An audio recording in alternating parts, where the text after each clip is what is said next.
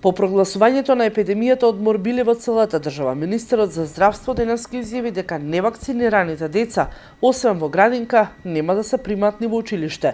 Иако според закон за основно образование е задолжително, Филипче рече дека нема да има законски измени и се повика на искуството на Уставниот суд за задолжително вакцинирање против заразни болести.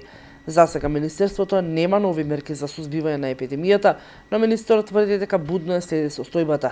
До петок, сите центри за јавно здравје ќе бидат снабдени со дополнителни МРП вакцини, а со веќе информации ќе излезат подоцна денеска. Светот е во сред криза на мали сипаници, алармираат од Светската здравствена организација и УНИЦЕФ.